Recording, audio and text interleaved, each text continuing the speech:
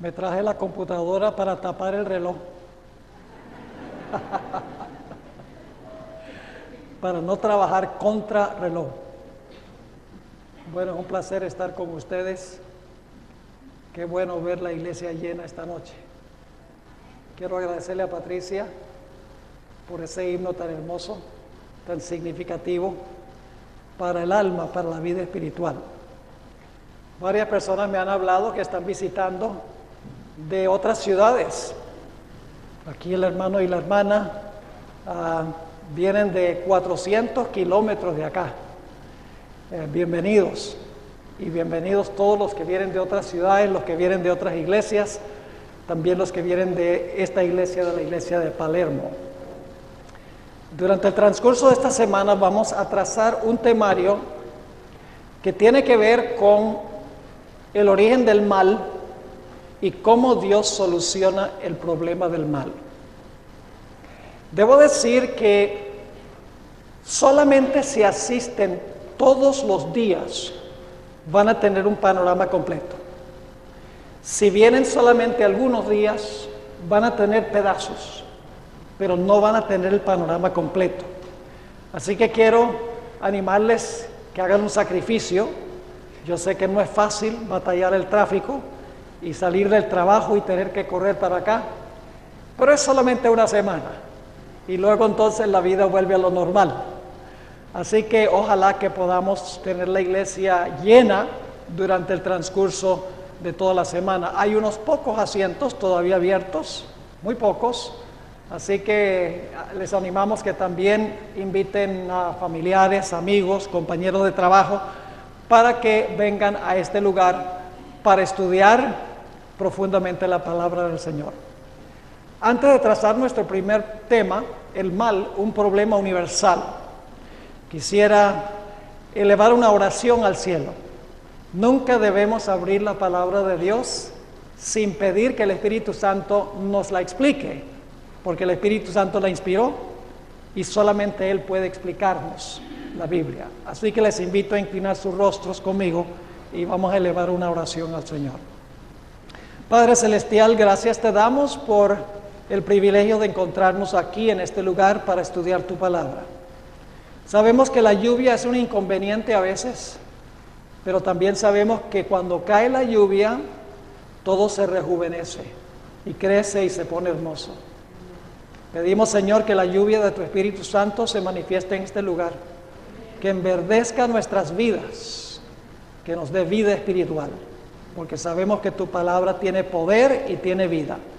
Gracias te damos por tu compañía y por escuchar esta oración, pues te lo pedimos en el nombre precioso de tu Hijo, Cristo Jesús. Amén. Amén.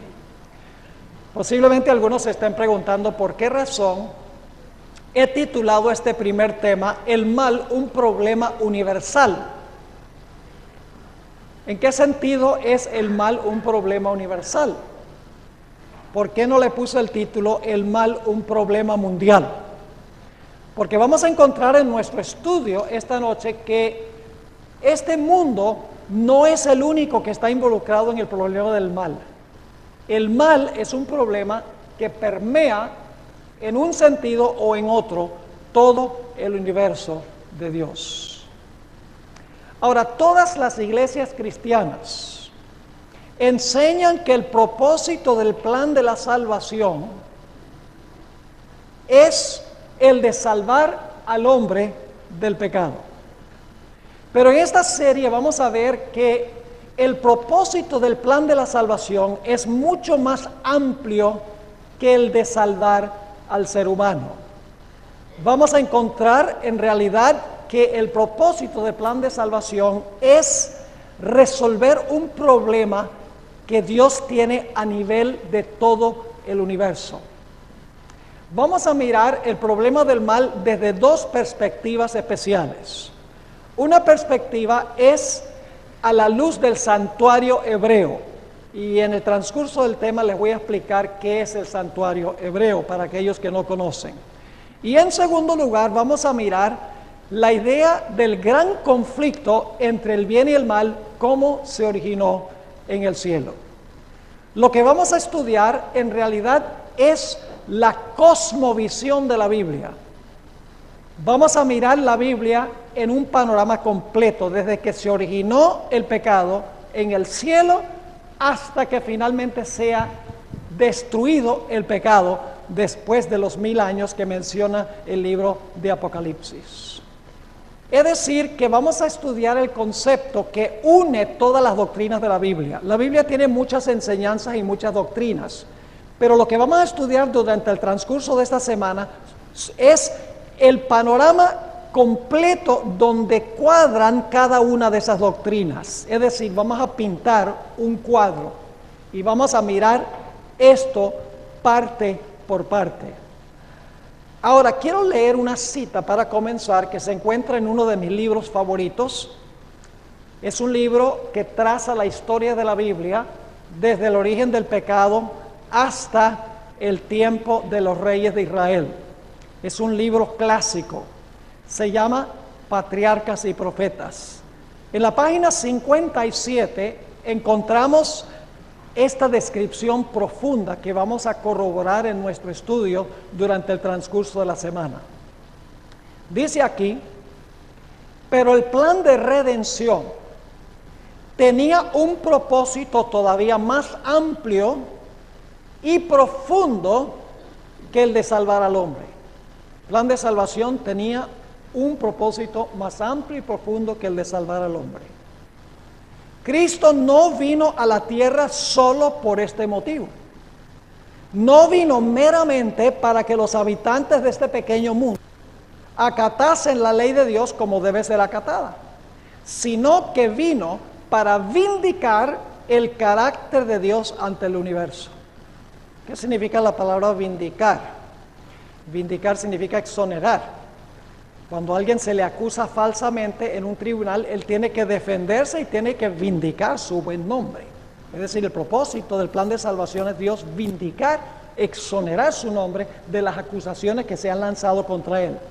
Sigue diciendo: a este resultado de su gran sacrificio, a su influencia sobre los seres de otros mundos, así como sobre el hombre, se refirió al Salvador cuando poco antes de su crucifixión dijo: ahora es el juicio de este mundo, ahora el príncipe de este mundo será echado fuera.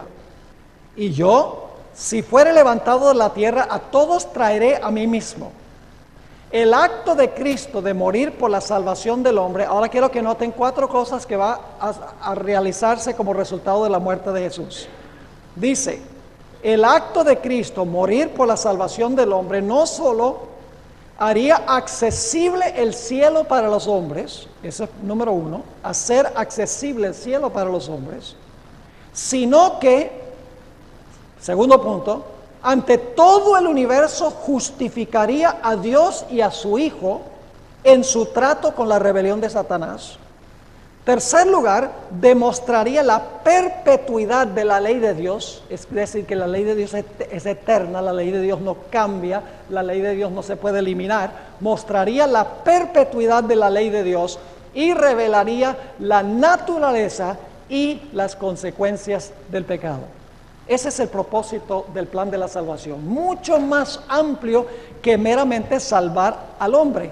En realidad, en el proceso de Dios salvar al hombre, Dios revela cómo es Él, en contraste con el carácter de Satanás.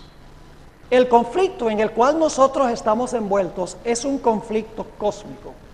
Es decir, no solamente tiene que ver con este mundo, sino con todo el universo. Es más, el pecado y el conflicto no comenzó aquí en la tierra. El pecado y el conflicto comenzó en el cielo. Un concepto limitado del problema del mal, pensando que solamente tiene que ver con esta tierra, nos llevará a un concepto limitado de su solución. El plan de salvación tiene como propósito vacunar al universo para que nunca haya otra posibilidad de una rebelión jamás en la historia del universo.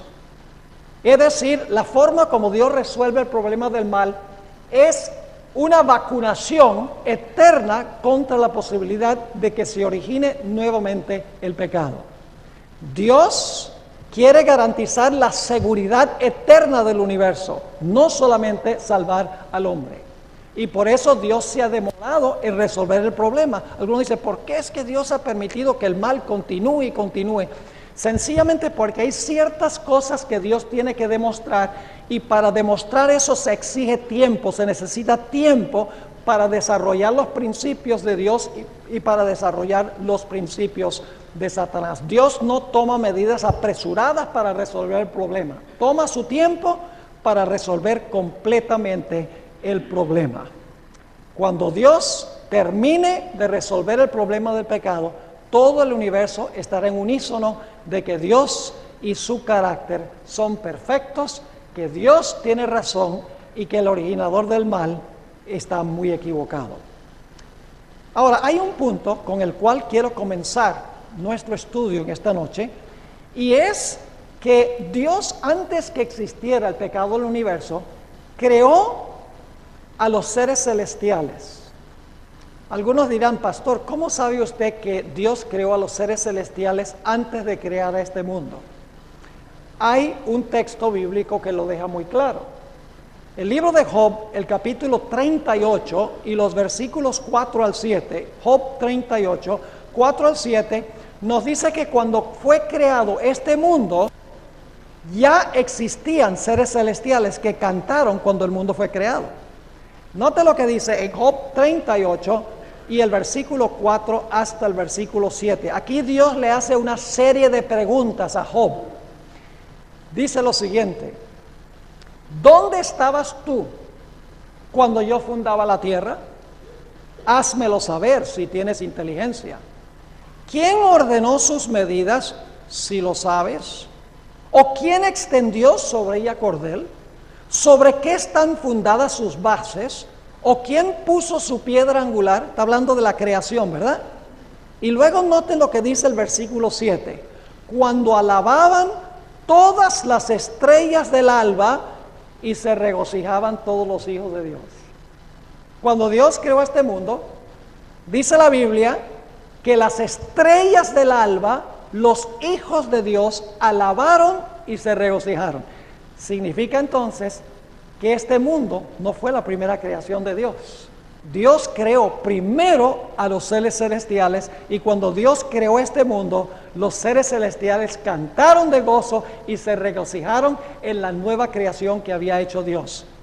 Dicho sea de paso, es importante reconocer, hoy en día muchos cristianos creen que los ángeles son espíritus de difuntos que vuelven para ayudarnos a nosotros en esta tierra, pero la Biblia nos explica que los ángeles existieron antes que existiera este mundo, según este pasaje.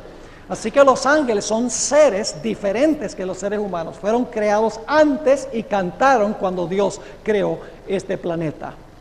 Ahora, otro punto que necesitamos entender para comprender lo que vamos a trazar durante esta semana, no es solamente que hay seres celestiales. La Biblia dice que el número de los ángeles son millones de millones en Apocalipsis 5 y el versículo 11. No sabemos cuántos millones.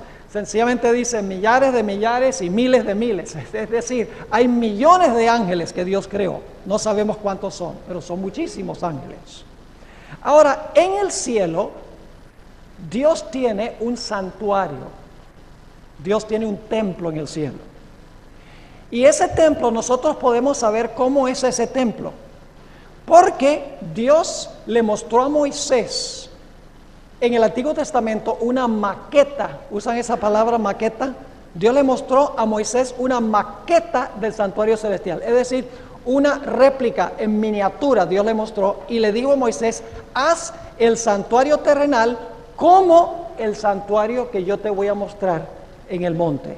Es decir, el santuario que había en la tierra era una copia en miniatura del gran santuario original que existe en el cielo. Quiero que notemos un versículo de la Biblia que explica claramente eso. El libro de los Hebreos, el capítulo 8 y el versículo 5. Hebreos, el capítulo 8 y el versículo 5, nos habla del santuario terrenal y el santuario celestial.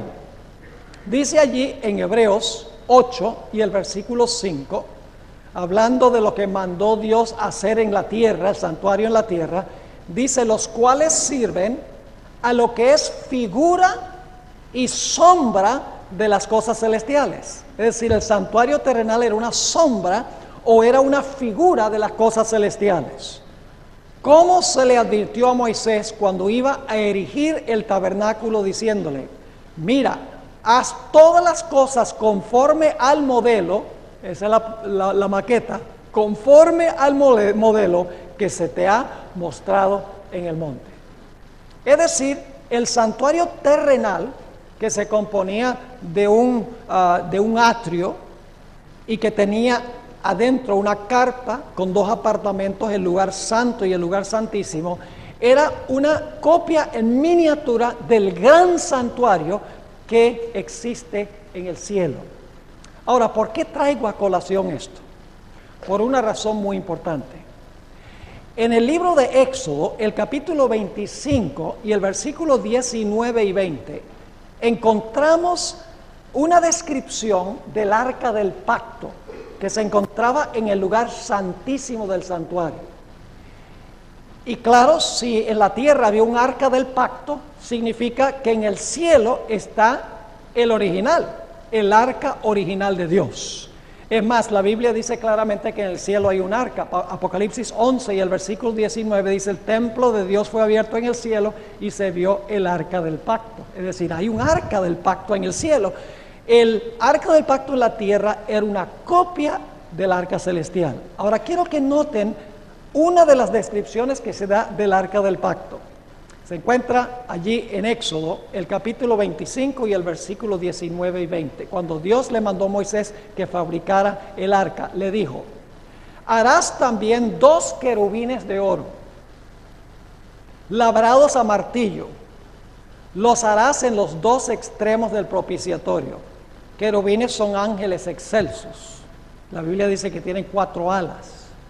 Sigue diciendo, harás pues un querubín en un extremo y un querubín en el otro extremo. De una pieza con el propiciatorio harás los querubines en sus 2 extremos. Ahora, hay un detalle muy importante en el siguiente versículo, el versículo 20. Tenemos el arca, el propiciatorio es la tapa del arca a donde descendía la gloria de Dios. Y Dios le dice a Moisés, haz un querubín que esté en un lado del arca y otro querubín que esté en el otro lado del arca. Y ahora fíjense lo que dice el versículo 20.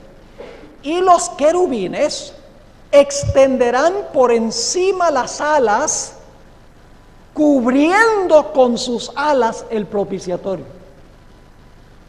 Es decir, que los querubines eran querubines, ¿qué? Cubridores. Muy importante eso, querubines cubridores. Y el santuario terrenal era una copia ¿de qué? Del santuario celestial. Yo pregunto entonces, ¿en el cielo hay un arca del pacto? Sí. ¿En cada lado del arca del pacto hay un querubín cubridor? Claro que sí, porque el de la tierra es una réplica o una copia del santuario celestial. Ahora sigue diciendo, cubriendo con sus alas el propiciatorio, que es la tapa del arca a donde descendía la gloria de Dios, representa el trono de Dios. Sus rostros, el uno frente al otro, mirando al propiciatorio, los rostros de los querubines. Ahora, antes que existiera este mundo, nosotros sabemos el nombre de uno de esos querubines. Desconocemos el nombre del otro, porque el otro permaneció fiel a Dios. Pero había un querubín que se encontraba en uno de los lados del arca. Yo creo que debe haber sido del lado izquierdo. La siniestra. Pero no tengo prueba bíblica de eso. Pero estaba en uno de los lados del arca. Por alguna razón, Lucifer se llenó de envidia contra Jesús. La batalla en la Biblia es entre Cristo y Satanás. No es primordialmente entre Dios el Padre y Satanás. Es entre Cristo y Satanás. Quiero leerles una cita muy interesante que encontramos en el libro Primeros Escritos, página 145, a donde se habla de esa controversia original. Dice, Satanás fue una vez un ángel, y esto se encuentra en Ezequiel 28, si quieren leer la descripción de Lucifer, ahí está en Ezequiel 28, acabado de hermosura, cubierto de un manto hermoso, es decir, se da toda la descripción, así que esta es una ampliación. Dice, Satanás fue una vez un ángel a quien se honraba en el cielo, el que seguía en orden a Cristo. Su semblante, como el de los otros ángeles, era benigno y denotaba felicidad. Su frente alta y espaciosa indicaba poderosa inteligencia. Su figura era perfecta y su porte noble y majestuoso. Ahora resulta que algo sucedió con este ángel excelso, con este querubín cubridor. Dice, pero cuando Dios dijo a su Hijo, hagamos al hombre a nuestra imagen, Satanás sintió celos de Jesús. Deseó que se le consultase acerca de la formación del hombre. Y porque esto no se hizo, se llenó de envidia, celos y odio. Deseó recibir los más altos honores después de Dios. Este personaje, Lucifer, se llenó de celos en contra de Jesús, porque Dios el Padre invitó a Jesús a que compartiera con él el plan de crear este mundo, porque la Biblia dice que el Padre creó este mundo a través del Hijo. Todas las cosas fueron creadas a través de él, dice la Escritura. El Padre creó todo a través del Señor Jesucristo. Y como el Padre consultó a Jesús, pero no consultó a Lucifer, por alguna razón inexplicable, Lucifer se llenó de celos y de envidia en contra de Jesús, porque quería una posición igualitaria a la posición de Jesús. La Biblia nos explica qué fue lo que sucedió. En Isaías 14, versículo 12 al 14, nos dice que Lucifer llegó al punto de querer derrocar de su trono a Dios. Dice allí en Isaías 14 y el versículo 12 hasta el versículo 14: ¿cómo caíste del cielo, oh lucero, hijo de la mañana? Y ahí viene el nombre Lucifer. Cortado fuiste por tierra, tú que debilitabas a las naciones. Tú que decías en tu corazón, ahora fíjense las aspiraciones cuando se llenó de envidia y celos. Dice, tú que decías en tu corazón, subiré al cielo. En lo alto, junto a las estrellas de Dios, levantaré mi trono. Y en el monte del testimonio me sentaré a los lados del norte. Sobre las alturas de las nubes subiré y seré semejante al Altísimo. Era su plan derrocar a Dios de su trono, porque Dios consultó a Jesús en la creación de este mundo y no lo consultó a él. Se llenó de celos y envidia contra el Señor Jesús. Pero Lucifer, a quien se le llama en Ezequiel 28 querubín cubridor, se le da ese nombre en Ezequiel 28 y el versículo 12 hasta el versículo 14, no podía lograr su objetivo él solo. Así que él dice, yo tengo que ganar adeptos, yo tengo que ganar seguidores que tienen el mismo sentir que yo. Así que la Biblia nos dice que él comenzó a esparcir o a regar rumores falsos en cuanto al carácter de Dios. Quiero leer algunos versículos muy interesantes que indican que en el cielo Lucifer empezó a regar entre los ángeles falsos rumores en cuanto a quién era Dios, el carácter de Dios. Juan 8:44, Juan el capítulo 8 y el versículo 44, él sabía que solo no podía lograr nada. Él tenía que reclutar seguidores que simpatizaran con él. Y nos dice allí en Juan 8 y el versículo 44, Jesús está hablando a los judíos, dice, vosotros sois de vuestro padre el diablo, y los deseos de vuestro padre queréis hacer. Él ha sido homicida desde el principio, y no ha permanecido en la verdad, porque no hay verdad en él. Y ahora viene la parte que quiero subrayar. Cuando habla mentira, de suyo habla, porque es mentiroso y padre de mentira.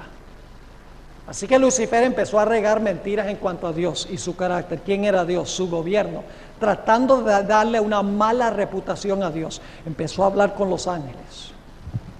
Vamos a notar también Ezequiel 28:16. Todavía hablando de los chismes que regó Lucifer en cuanto a Dios para infectar a los seres celestiales, para reclutar ayudantes o seguidores. Ezequiel 28 y el versículo 16 tiene una palabrita que durante muchos años yo leía esa palabra y pensaba, ¿qué es lo que quiere decir esta palabra aquí? Pero luego descubrí otros dos versículos que usan la misma raíz de esa palabra, que explican qué significa. Dice en Ezequiel 28 y el versículo 16, hablando de este personaje Lucifer, a causa de la multitud de tus contrataciones. Esa es la palabra con la cual luché. A causa de la multitud de tus contrataciones, fuiste lleno de iniquidad y pecaste. Por lo que yo te eché del monte de Dios y te arrojé de entre las piedras del fuego. Y luego dice, oh querubín, ¿qué? Cubridor. Ahí está, se le da el nombre, oh querubín cubridor. Ahora, ¿qué significa eso por la multitud de tus contrataciones? Tenemos que ir a otras partes de la Biblia que usan la misma raíz de esa palabra para saber qué significa contrataciones. El Antiguo Testamento fue escrito en hebreo. Hay otros dos versículos a donde se usa la misma raíz de esa palabra. El primer versículo es Ezequiel 22:9. Vayan conmigo ahí para que vean qué significa la palabra contratación. Significa hacer un contrato o un trato. Ezequiel 22 y el versículo 9. Dios está hablando aquí de Tiro, una nación apóstata del Antiguo Testamento, y fíjense lo que dice. Calumniadores, es la misma raíz de esa palabra contratación. Calumniadores hubo en ti para derramar sangre, y sobre los montes comieron en ti, hicieron en medio de ti perversidades. Entonces la palabra contratación significa ¿qué cosa? Calumnia, la misma raíz de esa palabra contrataciones. Otro lugar donde se usa la misma raíz es Levítico 19:16. Levítico 19:16. No lo traduce calumnia, sino que le da otra traducción. Dice allí Dios a su pueblo, al pueblo de Israel, no andarás chismeando. Esa es la misma raíz. No andarás chismeando entre tu pueblo. No atentarás contra la vida de tu prójimo, yo Jehová. Las contrataciones de Lucifer en el cielo fueron calumnias, fueron chismes en cuanto a quién, en cuanto a Dios. Vale decir que la palabra diablo, que viene del griego diabolos, significa calumniar, una persona que calumnia la reputación de otra persona. Y la palabra Satanás significa acusador. Se usa, por ejemplo, en Job, donde Satanás acusa a Job y acusa a Dios. Se usa en Zacarías 3, a donde está Satanás acusando a Josué, que está vestido de harapos. Y en Apocalipsis 12 se le llama el acusador de los hermanos. Es decir, los mismos nombres que se usan para este ser después que cayó del cielo, diabolos, calumniador, y Satanás, que significa acusador, indica de que él calumnió a Dios, él acusó a Dios y procuró malograr, procuró marchitar el carácter de Dios y la reputación de Dios. Ahora, ¿cuáles argumentos usó Satanás en contra de Dios? Vale decir que estos argumentos los vamos a ver más claramente todas las noches subsiguientes que vamos a estudiar, porque estamos pintando un cuadro. Y cada día le estamos agregando colores al cuadro. Solamente cuando lleguemos al último tema, ustedes van a ver el cuadro completo. Así que si vienen solamente esta noche, van a tener solamente algunos colorcitos en el lienzo. Si vienen mañana, hay más colores. Si vienen pasado mañana, si vienen toda la semana, cuando terminemos, va a decir, ¡qué cosmovisión extraordinaria! Ahora entendemos la Biblia de comienzo a fin. Así que es necesario venir a todas las presentaciones. Ahora, ¿cuáles fueron las acusaciones específicas de Satanás? ¿Qué chismes regó? ¿Qué calumnias dijo en cuanto a Dios?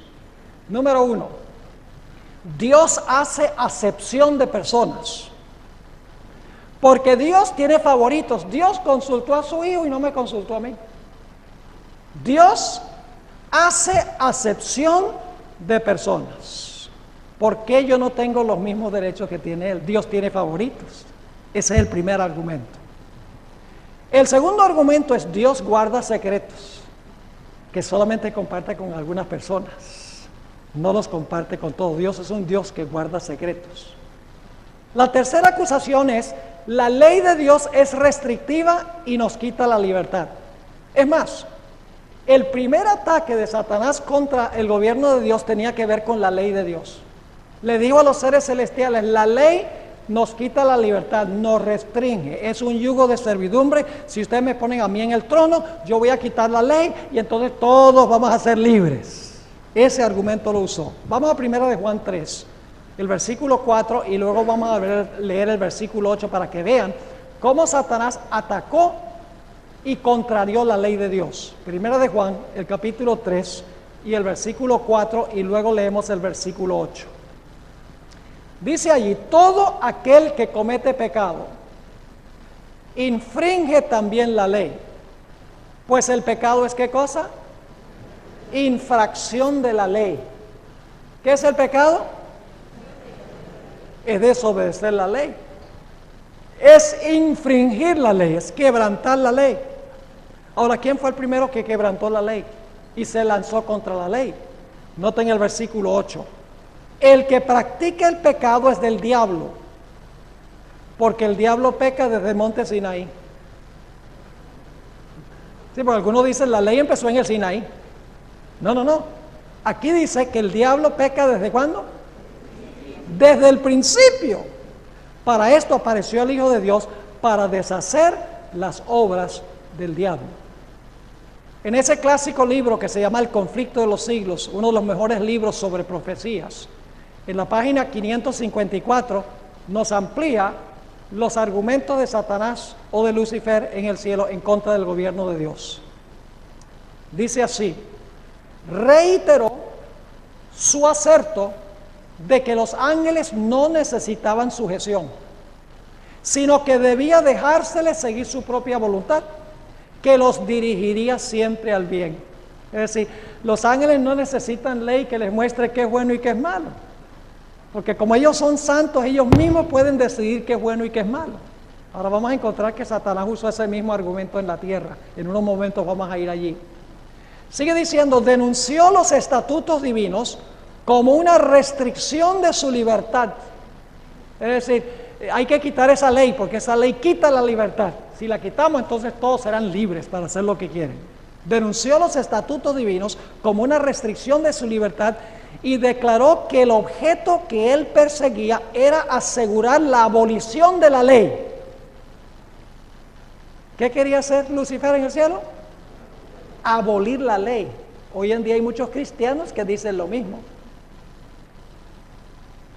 Dice, declaró que el objeto que él perseguía era asegurar la abolición de la ley. ¿Con qué fin? Para que, libres de esta traba, las huestes del cielo pudiesen alcanzar un grado de existencia más elevado. Dios tiene favoritos. Dios guarda secretos. Dios tiene una ley que quita la libertad. Si quitamos esa ley, todos los seres celestiales serán libres. Pero el diablo también decía que Dios es egoísta, porque Dios lo que quiere es que los ángeles lo sirvan a Él, y Dios no quiere levantar ni un solo dedo para servir a nadie. Dios quiere es tener esclavos que cumplan los designios de su voluntad y no les da libertad. Dios es un Dios egoísta. También declaró: Dios es absoluta justicia, y si tú desobedeces a Dios, Dios te va a destruir a ti, te va a matar a ti, sin misericordia, tenlo por cierto. Es lo que le decía a los ángeles. En último lugar, Lucifer dice: si a mí me colocaran en el trono, yo gobernaría mejor que Dios, porque todos serían libres, yo no guardaría secretos, yo no sería egoísta, ustedes no serían mis siervos, todo andaría mejor en el universo si me colocaran a mí sobre el trono. Y así, Lucifer regó a través de todo el cielo sus chismes en cuanto a Dios, sus calumnias en cuanto a Dios, porque Dios no era así.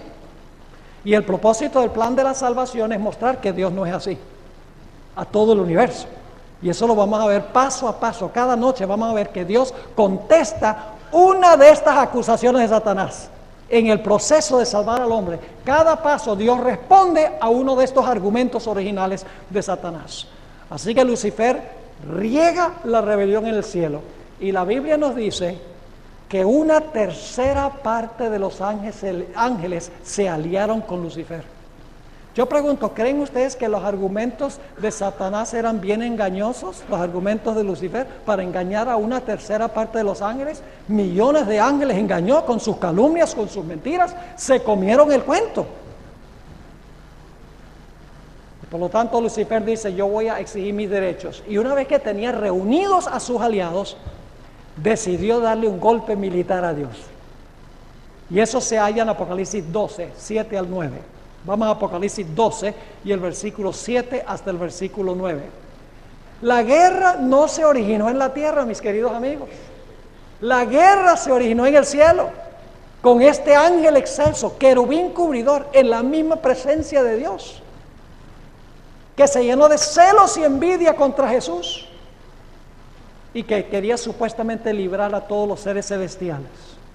Dice en Apocalipsis 12, 7, después hubo una gran batalla en el cielo. ¿Dónde fue la batalla?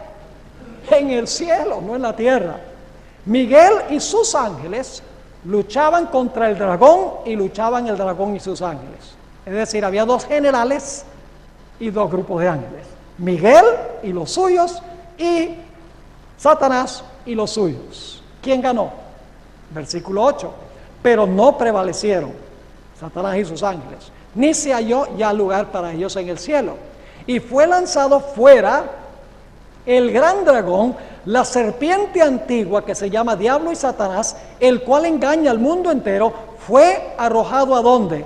A la tierra, y sus ángeles fueron arrojados con él. ¿A dónde se había trasladado el problema ahora? A la tierra, pero todavía no era un problema. Dios de todas maneras decidió crear este mundo, crear a Adán y Eva en este mundo, aunque ese fue el punto de contención y conflicto original que llevó a Satanás a sentir celos en contra de Jesús. Dios dijo, de todas maneras voy a crear al ser humano en la tierra. Ahora, algunas personas dicen, pastor, ¿por qué no destruyó Dios inmediatamente a Lucifer? Dice, tú vas en contra mía, desaparecido. ¿Por qué razón? Porque eso es precisamente lo que arguía Lucifer. Decía, mira, Dios es un Dios justiciero, Dios es déspota.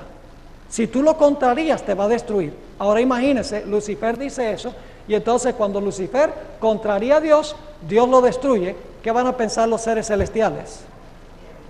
Van a decir, tenía razón Lucifer. ¿Ve?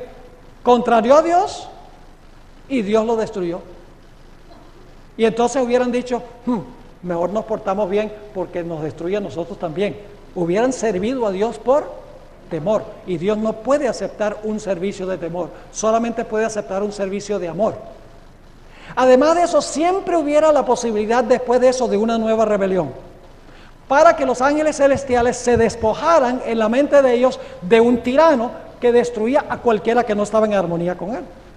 Así que Dios dice, yo no voy a destruir a Lucifer. Yo voy a permitir que Lucifer revele los principios de su gobierno. Voy a dejar que en el transcurso de la historia él revele su carácter, para que la gente pueda hacer una comparación entre el carácter de él y el carácter mío, entre el método de gobierno de Lucifer y el método de gobierno mío. Solamente podía suceder eso si Dios permitía que la rebelión de Lucifer madurara y se reflejara en realidad en la historia lo que Lucifer quería hacer. Ahora notamos que la Biblia nos dice que Lucifer vino a parar a la tierra. Ya no lo vamos a llamar Lucifer, sino que lo vamos a llamar el diablo y Satanás, como dice el libro de Apocalipsis, el acusador de los hermanos, el individuo que todo el tiempo quiere darle una mala reputación a Dios. Satanás ahora sabía que para desarrollar su estilo de gobierno, él tenía que tener un lugar o un cuartel desde el cual llevar adelante su gobierno. Porque él no tenía en realidad en la tierra, él no tenía en ninguna parte un cuartel desde el cual revelar qué estilo de gobierno quería implementar. Así que vino a parar aquí a la tierra, según nos dice el libro de Apocalipsis. Dios, poco tiempo antes, había creado a Adán y Eva. Y había colocado a Adán como el padre y representante de la raza humana. Lo había colocado para ser rey sobre este territorio, el planeta Tierra. Y Satanás pensó, dijo, si yo puedo vencer a Adán y a Eva, yo entonces voy a tener un cuartel desde donde yo puedo gobernar como rey sobre ese territorio, porque le habré quitado el trono al que gobernaba sobre el planeta. Así que todos conocemos la historia.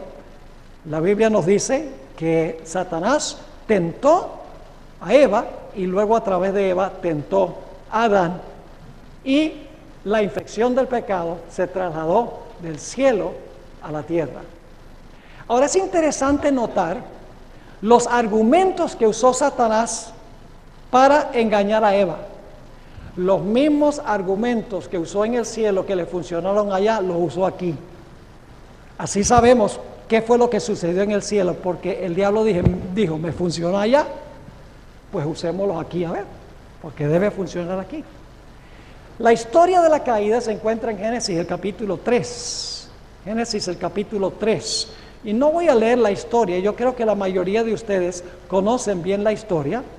En realidad, lo que trató de hacer Satanás en la tentación de Eva era hacer quedar mal a Dios, malograr el carácter de Dios como había hecho en el cielo. Permítame mencionar lo que hizo. En primer lugar, Satanás dice en Génesis 3:1, él dice a Eva, con que Dios os ha dicho que no podéis comer de todo árbol del huerto. ¿Qué está diciendo en cuanto a Dios? Dios es un Dios que ¿qué? Que te está prohibiendo algo bueno. Dios te ha dicho que no comas de ningún árbol. Ahora, fíjense que el diablo es un gran psicólogo. Por eso es peligrosa la psicología. Jugar con la mente humana es algo peligroso. No digo que no hay que estudiar psicología, pero hay que tener mucho cuidado. Porque el diablo siembra pensamientos y él sabe lo que vamos a pensar como resultado de la idea que él sembró en la mente. Así que él le dice a Eva, mira, Dios os ha dicho que no pueden comer de ningún árbol del huerto. ¿Por qué dice Satanás eso? Porque él quiere comenzar una conversación. Y no hay mejor forma de empezar una conversación que diciendo algo que está equivocado, porque la otra persona va a sentir el deseo de corregirlo. ¿Sí o no? Así que Satanás dice, Dios dijo que no pueden comer de ningún árbol. Y ella dice, ¡ah! Ve, la pone a conversar. Dios no dijo que no podemos comer de ningún árbol. Dios dijo que no podíamos comer de este, que si comemos de este vamos a morir. Y entonces, ¿qué es lo que dice Satanás? Satanás dice, no moriréis. ¿Dios es qué? Mentiroso. No van a morir. Ahora, cuando Satanás dice, no moriréis, Adán y Eva, si ustedes desobedecen la ley de Dios, no van a morir. Inmediatamente, Satanás está sembrando una pregunta en la mente de Eva. Y la pregunta es, si no vamos a morir por comer del árbol, ¿por qué nos dijo Dios que sí íbamos a morir?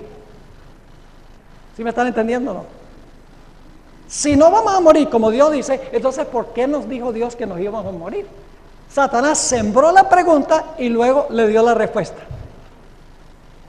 Le dijo, Dios sabe, no van a morir, Dios es mentiroso. Les prohibió el árbol no porque van a morir, sino porque Dios sabe algo que Él no quiere que ustedes sepan. Dios guarda secretos. Dios sabe algo que Él no quiere que ustedes. Dios sabe que el día que ustedes coman de este árbol, ¿van a hacer qué? Dios quiere que ustedes estén ciegos. No quiere que ustedes sepan la realidad. Dios sabe que el día que ustedes coman de este árbol, se le van a abrir los ojos. Ya no van a servir a Dios ciegamente. ¿Y van a hacer qué? Y van a ser como Dios. ¿Qué dijo Lucifer en el cielo? ¿Seré semejante a qué? seré semejante al Altísimo. Lo que Satanás le está diciendo a Eva, Dios te quiere tener ahí nada más como esclava. Dios quiere que tú le sirvas a Él, ciegamente le sirvas.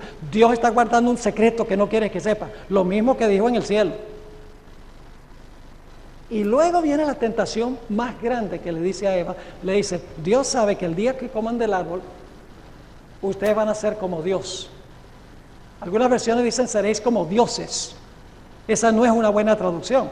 Es la misma palabra que de Génesis 1:1, donde dice, en el principio creó Dios los cielos y la tierra. Es decir, no le está diciendo, ustedes van a ser unos diosesitos. Están diciendo, ustedes van a ser como Dios. ¿Sabe lo que está insinuando Satanás?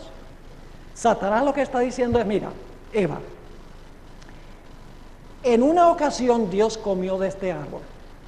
Y cuando Dios comió de este árbol, Él logró adquirir los poderes que tiene como Dios. Él se hizo Dios al comer del árbol. Pero cuando Dios se dio cuenta, los poderes que daban comer del árbol, entonces Dios dijo, yo no quiero que más nadie tenga esos poderes. Así que desde ese tiempo le dijo a cada persona, le dijo, no comas del árbol, porque si comes del árbol vas a morir. Pero lo que le preocupaba a Dios era que hubiera otros seres que fueran como Él y tuvieran los mismos poderes que Él. ¿Están viendo cómo Satanás está mintiendo y haciendo quedar mal a Dios? Todo es por hacer quedar mal a Dios, por malograr el carácter de Dios. Y luego noten cómo termina la tentación. Dice, porque Dios sabe que el día que coman del árbol, van a ser abiertos sus ojos, ya no van a estar ciegos, Dios no va a poder guardar el secreto de que este árbol da poderes para llegar a ser Dios. Seréis como Dios, pero en un sentido especial. Seréis como Dios, sabiendo el bien y el mal. Yo pregunto, ¿qué es lo que define el bien y el mal? ¿Dónde está la definición del bien y el mal? ¿Quién define qué es bueno y qué es malo? ¿Nosotros? ¿De nuestro corazón sale definir esto es bueno y esto es malo? No. El que define qué es bueno y qué es malo es Dios, fuera de nosotros, en su ley. Dios dice, bueno es lo que dice la ley. Malo es transgresión de la ley. El que pone las pautas es Dios. Lo que está diciendo Satanás es, tú no tienes que depender de Dios para definir lo que es bueno y es malo. Tú misma puedes definir lo que es bueno y lo que es malo sin que Dios te lo diga. Es un ataque en contra de la ley de Dios, diciendo que una persona puede ser ley a sí misma, puede ser libre sin obedecer la ley de Dios. Es decir, en la tierra Satanás copió lo que él había hecho en el cielo. Y como logró vencer a los seres celestiales, una tercera parte logró vencer a Eva y luego a través de Eva venció a Adán. Ahora, hay un punto muy importante que necesitamos tomar en cuenta. Y es que todo el universo está observando el conflicto entre el bien y el mal, para ver quién tiene razón. Está observando el estilo de gobierno y el carácter de Satanás. Y están mirando el estilo de gobierno y el carácter de Dios. Y a base de lo que ellos ven, de lo que ellos presencian, están contestando preguntas que ellos tienen en cuanto a la gran controversia entre el bien y el mal. Quiero leer algunos versículos de la Biblia a donde se demuestra que lo que pasa en la tierra tiene implicaciones celestiales. Primera de Corintios, el capítulo 4 y el versículo 9. Primera de Corintios, el capítulo 4 y el versículo 9. Y estoy leyendo de la Nueva Versión Internacional, que me parece una mejor traducción. Dice el apóstol San Pablo aquí: porque según pienso, Dios nos ha exhibido. La palabra exhibido es la palabra griega apodeiknumi. Esa palabra significa demostrar, exponer a la vista o exhibir. Es decir, el apóstol Pablo está diciendo, Dios nos está exhibiendo. Sigue diciendo, porque según pienso, Dios ha exhibido a nosotros, los apóstoles, al final de la procesión. como a sentenciados a muerte. Dios, en otras palabras, ha exhibido a los apóstoles como sentenciados a muerte por sus convicciones. Y luego dice, pues hemos llegado a ser espectáculo. Esa palabra espectáculo es la palabra griega theatron. ¿Qué palabra viene en español de theatron? La palabra teatro. Es decir, este es un drama que están viendo los seres celestiales. Sigue diciendo, pues hemos llegado a ser un espectáculo o un teatro, ¿a quiénes? Al universo, en realidad. ¿Solamente a los seres humanos? No, dice al universo, a los ángeles, al igual que los hombres. Yo pregunto, aún en los seres que permanecieron leales a Dios, ¿ustedes creen que tienen preguntas en sus mentes en cuanto a Dios, en cuanto a su gobierno, en cuanto a su carácter?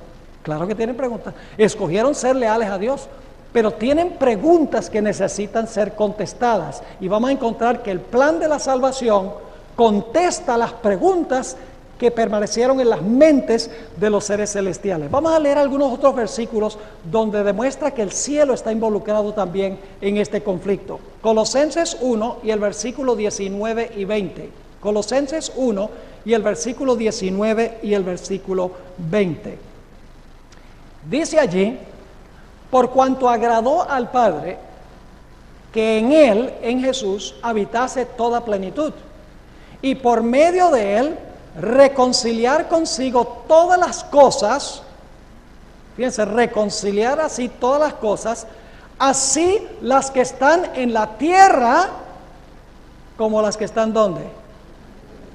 Dios también quiere reconciliar el cielo con Él, contestando las preguntas. Dice, no solamente la tierra, sino las que están en los cielos, haciendo la paz mediante la sangre de la cruz. Hay un sentido en que la cruz reconcilia al cielo con Dios, porque responde preguntas que tienen los seres celestiales en sus mentes en cuanto a Dios. Eso lo vamos a estudiar en el transcurso de la semana.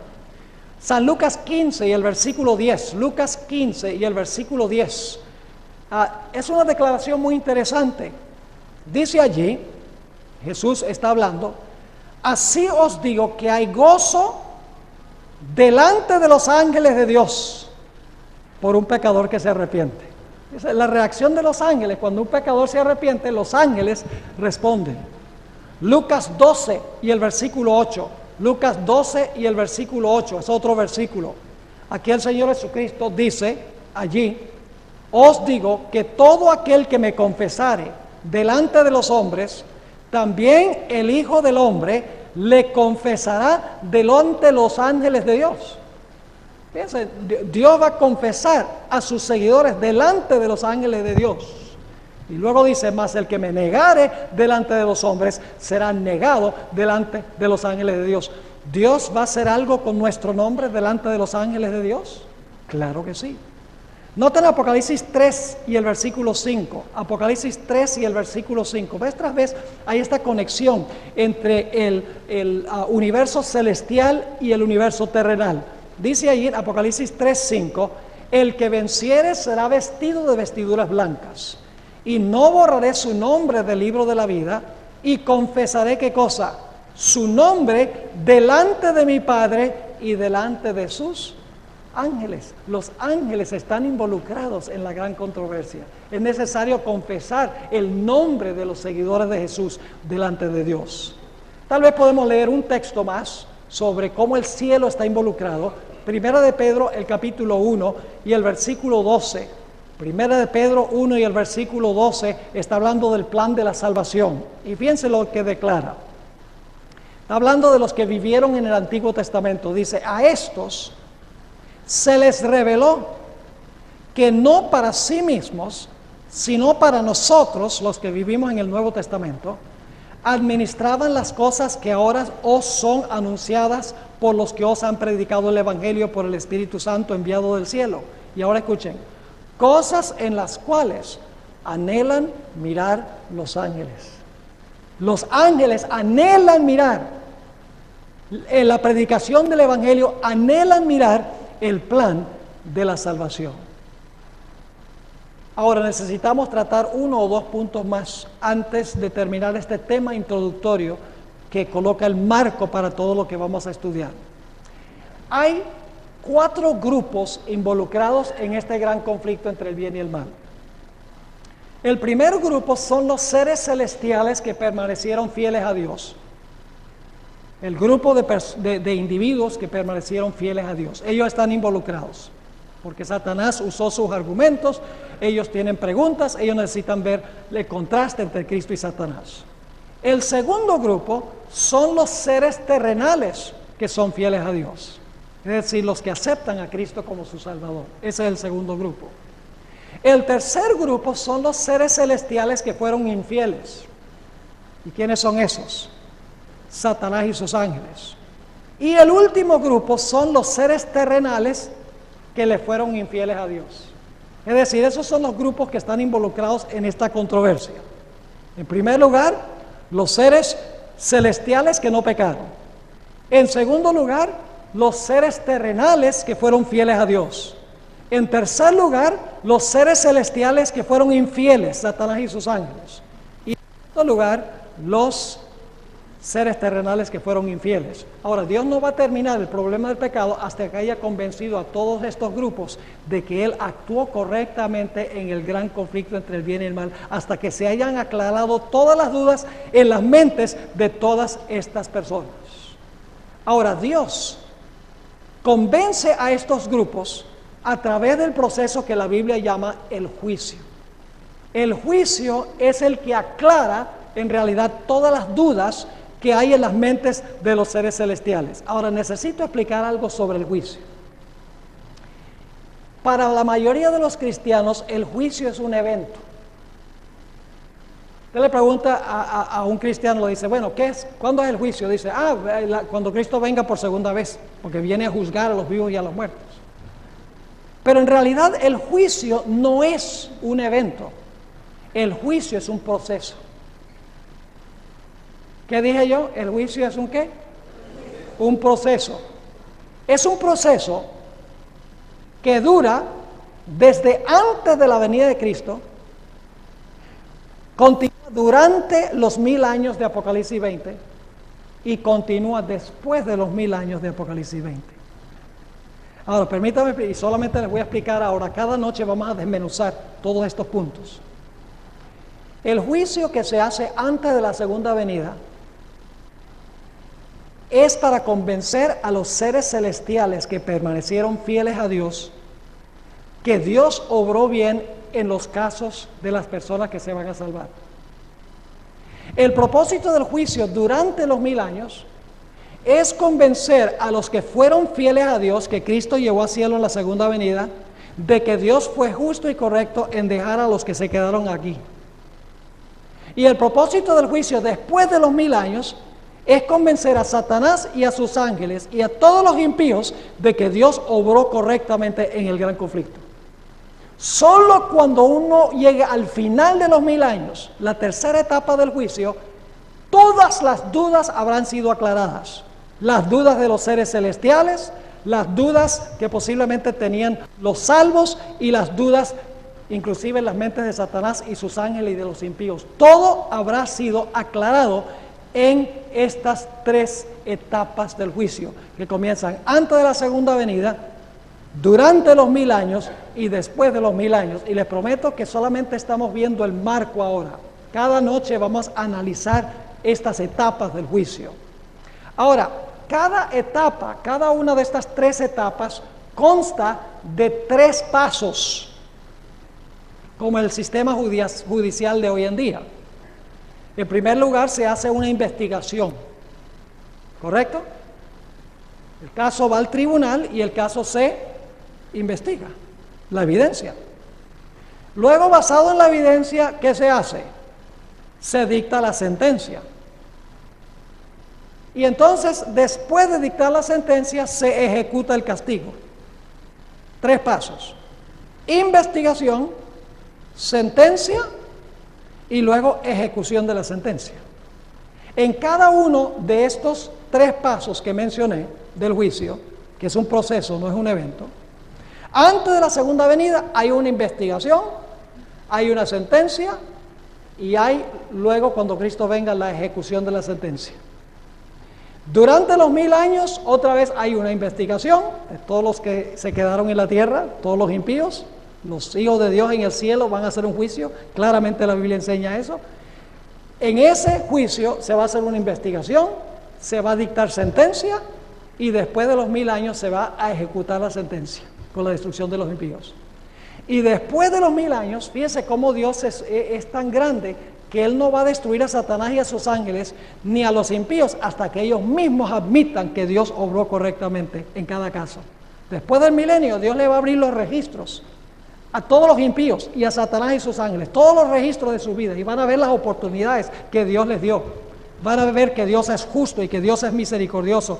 Y la Biblia dice que se van a inclinar, se van a rodear y van a decir: justos y verdaderos son tus caminos, oh Jehová. Después del milenio va a haber un juicio de investigación, los impíos van a ver sus vidas, se va a dictar la sentencia y luego se va a ejecutar la sentencia con la destrucción de los impíos. En otras palabras, Dios no va a destruir el pecado y el mal dejando cabos sin atar. Cuando el problema del pecado termine, se habrá resuelto de una vez por todas, y dice la Biblia que no se levantará el mal por segunda vez, no se levantará otra vez. ¿Qué persona en su sano juicio va a querer experimentar otra vez con el pecado, viendo lo que el pecado ha causado en este mundo? Dios permite que el pecado se desarrolle, que el pecado madure, que todo el universo vea el contraste entre el gobierno de Él y el gobierno que quería imponer Lucifer. ¿Pueden ustedes imaginarse lo que sería el universo, todo el universo bajo el liderazgo de Lucifer, de Satanás? ¿Les gusta este mundo como está ahora? Es un desastre. Pero Satanás está desarrollando su programa de gobierno ahora. Y los seres celestiales están viendo: ve, menos mal que no nos fuimos con él. Es lo que están diciendo. Sí, mire, lo que dijo Dios originalmente en cuanto a él era verdad. No lo podíamos ver en el momento, pero ahora estamos viendo cómo se desarrollan los principios de su gobierno, lo que significa pisotear la ley de Dios. Y van a ver, el diablo decía que Dios es egoísta. Mire, Dios dio a su propio hijo, mostrando que no es egoísta. El diablo dijo: la ley quita la libertad y no se puede guardar. Cristo vino y guardó la ley. El diablo dijo: Dios hace acepción de personas. Cristo se entremezcló con leprosos y con paralíticos y con rameras y con gente pecadora. Dios tiene un hijo favorito y lo consulta a él. Dios no escatimó a su propio hijo, sino lo entregó por nosotros. En el proceso de salvar al hombre, Dios revela cómo es él y cómo es Satanás. Y cada paso a través del santuario, empezando con el campamento del santuario donde vivían los pecadores, moviéndose al atrio del santuario, luego moviéndose al lugar santo y al lugar santísimo, en cada etapa Dios resuelve un problema en potencia que existe en relación con su carácter. Y cuando Dios termine el pecado, todo el universo estará acorde y estarán de acuerdo de que Dios obró muy bien en el gran conflicto entre el bien y el mal. Ahora, ¿qué nos incumbe a nosotros? ¿En cuál lado queremos estar? ¿En qué lado está la mayoría de la gente del mundo hoy? ¿En cuál lado está la mayoría del mundo hoy? En el lado de Satanás, porque desconocen en realidad cómo se originó el pecado, cómo obra Satanás, los argumentos de Satanás. Están siguiendo a Satanás muchas personas sin saberlo, porque desconocen la cosmovisión que presenta la Sagrada Escritura. A nosotros nos incumbe explicarle al mundo que Dios es bueno, que Dios es justo, que Dios es misericordioso, que Dios es amor, y mostrar el contraste de Satanás para que la gente quiera abandonar el servicio de Satanás y quiera unirse al servicio de Dios. Ese es el propósito por el cual estamos aquí, de que escojamos aliarnos con Dios y nos despojemos de una vez por todas de ese acusador, de ese mentiroso Satanás que hace que el pecado se vea bonito, pero en realidad el pecado últimamente lleva a la tristeza, a la desolación y a la muerte. Mi oración es que durante el transcurso de esta semana captemos un vistazo nuevo de lo que es Dios, del carácter de Dios, y que tomemos una decisión permanente y final de que nosotros vamos a aliarnos con el Creador del universo y vamos a rechazar de una vez por todas aquel acusador que ha tratado de malograr el carácter de Dios, que podamos tomar una elección para estar de parte del Señor.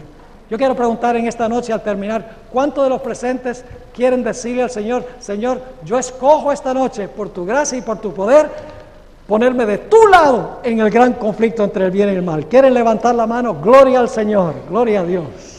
Oremos. Padre Celestial, venimos a ti en esta noche reconociendo que eres un Dios maravilloso. Eres un Dios de justicia, sí, pero eres un Dios de misericordia, un Dios de amor, un Dios que se preocupa por sus criaturas. No eres nada como lo que dice Satanás. Satanás quiere hacerte ver mal, pero es un mentiroso, es un calumniador.